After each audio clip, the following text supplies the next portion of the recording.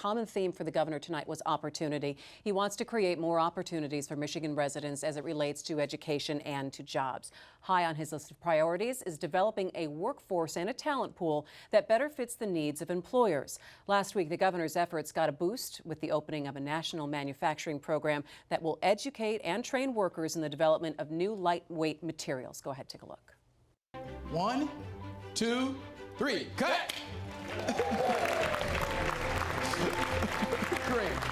The $148 million Innovation Center is located in Detroit's Corktown area.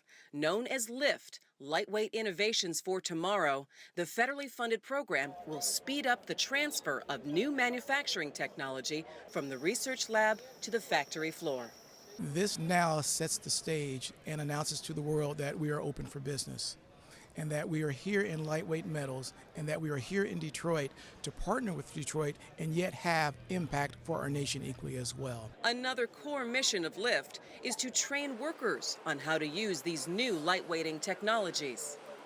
We will reach substantial numbers of disconnected youth, veterans, young people from the cities and the suburbs in search of an opportunity, and we're going to make certain that they have the full package, that they have the training necessary when it comes to putting these technologies to work. This issue of building an educated and skilled workforce, particularly for manufacturing, has total bipartisan support, and all levels of government, federal, state, and local, are laser focused on the development of our talent here in the United States. Along with creating a skilled workforce, the Innovation Center will help position Detroit and the region as a leader in advanced manufacturing. What I'm excited about is the fact that there's manufacturing, happening in the city of Detroit. And during a time where we're showcasing to the world about what Detroit is all about, because of the auto show. I mean, this is just, it's so very, very exciting. Detroit has been at the center of manufacturing technology for 100 years, and building planes and ships and cars with lightweight metal is going to be a huge part of manufacturing innovation going forward. And two Detroit groups that are helping to prepare and to place workers are Focus Hope and the Detroit Employment Solutions Corporation. And joining us tonight are William Jones, he is the CEO of Focus Hope, and Pamela Moore, President and CEO of the DESC. Welcome to both of you. Thanks so much for joining us on this special edition of MiWeek. So, William, let me start with you. Just go ahead and give me what your overall impressions were of the governor's State of the State. Well, I thought it was a pretty good state of state. First and foremost, having ruptured my own Achilles, I was extremely impressed that he could stand throughout that presentation. Or anything. Absolutely. No, very, someone very did put a picture up online that showed him he had his leg like on a scooter, I think, like underneath the podium, so take a little pressure off. But yeah, well, you're still right. He showed incredible stamina. So Holds you down in the 440, doesn't it? It does quite a bit, forever. Okay. I thought it was a good speech. I would like to have heard more specifics about the workforce development. I think the governor's on the right track talking about workforce development, not just in the past and not just in terms of the jobs that are immediately need filling, but the fact of the matter is that there's a whole host of jobs that are yet to come that we don't know exactly what they're going to look like and what they're going to do. And we've got to prepare people today for those jobs as well. Pamela, what were your impressions tonight? I think the governor was on point. There are a lot of programs. We could be much more efficient in delivering those programs and streamlining those programs and focusing on the needs of people and those supportive services that people need to be job ready.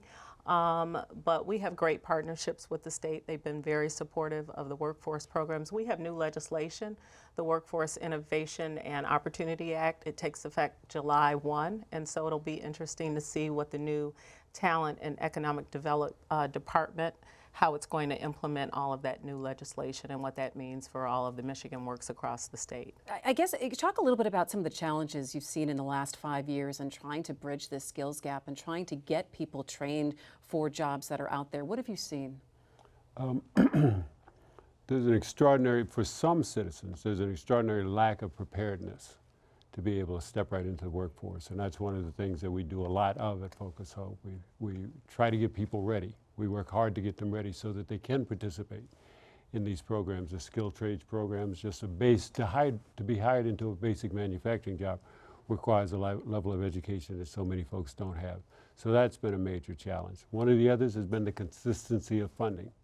We really need to look at this as a long-term issue and put in place longer-term strategies that are going to be effective, as Pam pointed out, that are going to be efficient, eliminate a lot of the bureaucracy that currently exists, and really let us get to work. What is, go ahead, William, Nolan. you're in the skill training business, getting people ready for jobs that require special training, special skills. But there are a lot of people out there who are never going to be able to step in and operate a computer-assisted piece of manufacturing equipment. What sort of jobs do we bring at that very bottom level? Or are those people just destined for dependency? Well, I don't think that, excuse me, I would tend to disagree with you that they will never be able to operate that type of equipment, because we've seen extraordinary success working with folks who've walked into our shop with little to no education. As a matter of fact, we've taken a gentleman with a GED, prepared him as a machinist, put him in a pre-engineering program, an engineering program, and he graduated with an engineering degree from the University of Michigan. Somebody that nobody would ever have looked at before as being capable of that. So I think that we need to sort of flip the script on that. With the citizenry of Michigan, the citizenry of Detroit, we've got an enormous pool of talent and creativity. It's up to us to figure out how to tap into it. But we also still have 1 in 4 students in the state not getting a high school degree. So they start out in the hole, and they start out needing extra training before they can ever get into the job market. We've had, in our urban areas, that rate's maybe twice that. I mean, what do we do before we get to programs like yours? What do we do in that K-12 space? And I think that's, one of the things the governor started dealing with tonight. But that is still a major obstacle to training a workforce. Pamela, what are you seeing on that? It is. Career and tech ed is so important right now with all of the opportunities that we're seeing in Detroit. The difference that I've seen in the last 3 to 5 years is the new sectors are the new sectors that are now growing in Detroit. So IT is huge, healthcare is huge, manufacturing is huge, skilled trades opportunities with all of these large infrastructure projects. But career and tech ed, we've really kind of fallen down on the funding and propping up those programs for our young people. Our public school system, I'm looking forward to hearing what that coalition is going to recommend in March to the governor. We've got to get career and tech ed back. We've got to educate our young people about career pathways beyond high school and educate their parents and teachers and counselors. There are many, many avenues beyond high school that maybe don't wind up at a 4-year university. Many middle skill jobs here in the state and in the city of Detroit that Detroiters could very well go into. And so I think it's about improving our K-12 system, preparing our young people, and getting the word out on these new sectors that are growing in Detroit. Detroit is changing so rapidly, and these growth sectors and new opportunities are changing as well. Pam, you mentioned that there are a lot of state programs and there's a lot of overlap and there's room for efficiency. Your program is in fact an effort at better efficiency of delivering some of these services. Has the governor been in touch with you about how to do all this? I mean, I think your program is a really good example of exactly what he's talking about. So many of our programs are funded with federal dollars, which flow through the state and are allocated across the state by formulas. So we work very closely with the Workforce Development Agency at the state, that's the current name. They have been supportive of all of our programs, our registered apprenticeship program. They helped create what that model looks like for us. So we work very closely. Community Ventures, which he mentioned, we have placed 600 people in that program working side by side with MEDC, another 600 pending placements. The P2P program, we're in 92 of those schools in Detroit with those case managers. We have the PATH program, which we administer. So we work hand in hand with the state, and they've been very supportive of the workforce programs that we do here in the city. You know, one of the problems we've had over, at least during those tough years in Michigan, is that we were training people for jobs, giving them skills, sending them out, and there were no jobs in the workplace. I mean, I think that's why this community college program we have in Michigan now, where companies come to the community colleges and say, I need this many workers trained to do this, is a much more encouraging, effective program, because you know those jobs are going to be there if these people complete the program, and so they have a much more of an incentive to complete the program, be successful. Well, it's a demand-driven system now. We don't train and pray. That's what the Secretary of Labor, Secretary Perez, always says. We now have to have some kind of soft commitment from an employer before we spend our resources on training. You know, I think it's interesting. I mean, everyone would agree that you want to get people trained for jobs, and you want to fulfill this need here. And coming off of a speech like this tonight, where does that first conversation start in terms of, all right, well, we need to establish partnerships and we need to get together and make this work? And you talked a little bit, William, about we need to get rid of some of the bureaucracy. What other things that you think, when you say that, what specifically are you talking about, and what other changes do you think need to be made? Well, we're very fortunate at Focus Open that we have a great partnership with DESC. So we're able to cut through a lot of the bureaucracy because we know and respect the work that each other does. I would like to get back to one of the points that Nolan made, which was about the K-12 system and making certain that it's working. The governor talked about the first part of that system, extremely important, the early childhood education up through grade 3, extremely important. If you're successful there, you're going to see your rates in all types of programs. But I also want to emphasize the necessity of having holistic and wraparound services, because you can't just educate the infant of or the young child of the unwed mother. You've also got to deal with what's going on in the home with that mother as well, and providing those wraparound services, those supportive services, always with an eye to the future, because we tend to think of this as spending. We need to think of it in terms of investment.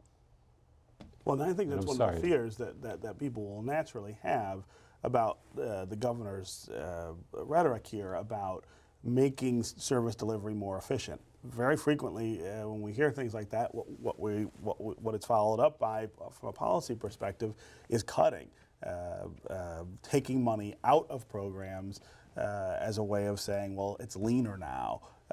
Some of the things that you were just talking about just now, that could be more expensive. It could cost you more to provide services beyond just that early ed for that child, and we've got to sort of emphasize that that's the direction we want to go, not the opposite way. But we've got to look at the entire system there. So when we think about it being more expensive, how much money are we spending on prisons now?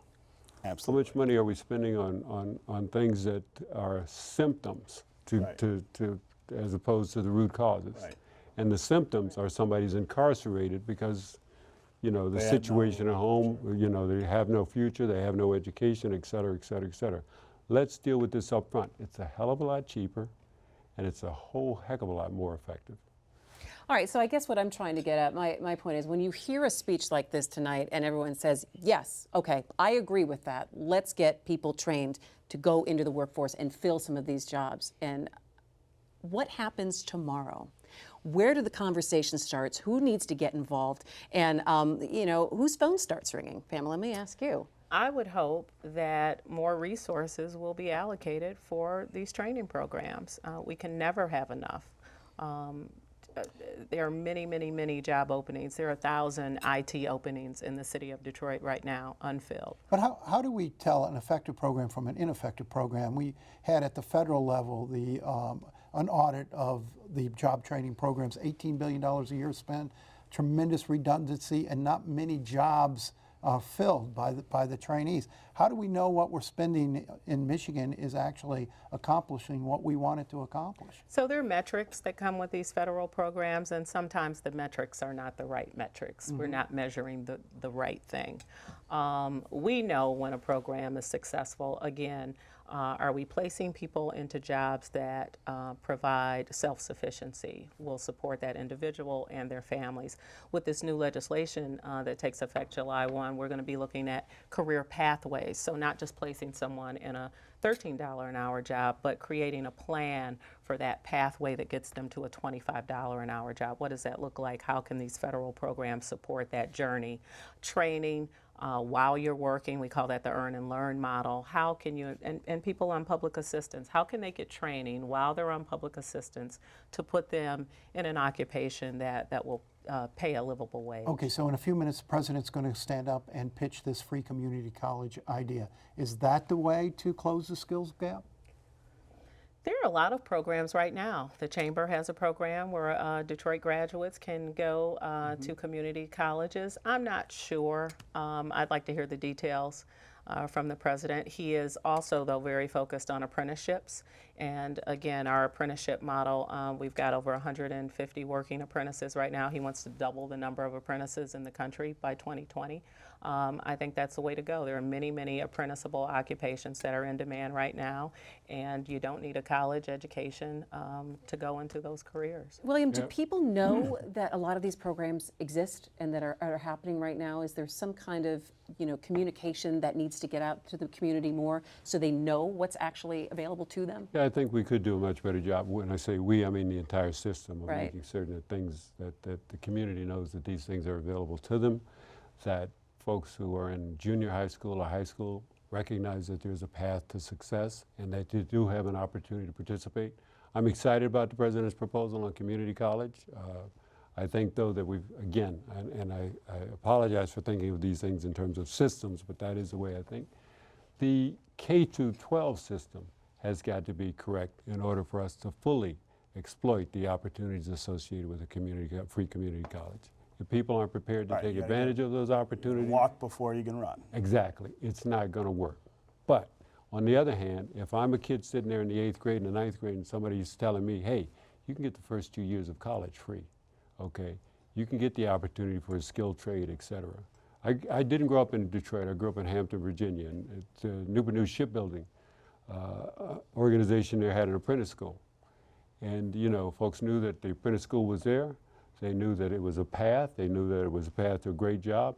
And I've got friends who have done extraordinarily well having taken that path instead of a college path. My worry is you turn community colleges into another 2 years of high school where kids come in whether they're motivated or not, and attend classes or don't because it's free. They've got no stake in it. They've got no, they haven't written the check. I know when I started college, and I started at a community college, it really impressed me writing that first check to pay for my tuition. I'm sitting in class, and I was not a good high school student, but We're going to write that down, Nolan. We're going to look at some transcripts. It's on my permanent record. And so, sitting in that class and realizing I have paid for this made a tremendous difference in the amount of effort I put in. Do you think that holds true, Pamela, for everyone? Well, everyone can't afford to pay for it, but there are Pell Grants now. I mean, there is assistance out there. And again, going back to William's point, apprenticeships, we call that the other 4-year degree. You come out in 4 or 5 years with a journeyman's license, and you don't have that. You're not saddled with that student debt. With those student loans. All right, as we kind of wrap this segment up here, so what do we take out of tonight and this speech? Well, I think the governor sounded an optimistic and I would almost say an aggressive tone on these topics. I mean, he threw it out there. He said we need to do much better. We need to do much better with early childhood education. We need to do much better. He did cite his successes so far, but he said we can, should, and must do a lot better with these programs. So I was encouraged by that. All right, Pamela, I'll give you the last word. I was encouraged as well, and I think many of Mayor Duggan's goals are in alignment in terms of getting Detroiters trained and into these careers that are promising careers that can sustain families in the city of Detroit and make the quality of life better for everyone in the city. All right, Pamela Moore, William Jones, thank you so much for joining us. Thank you. We appreciate it.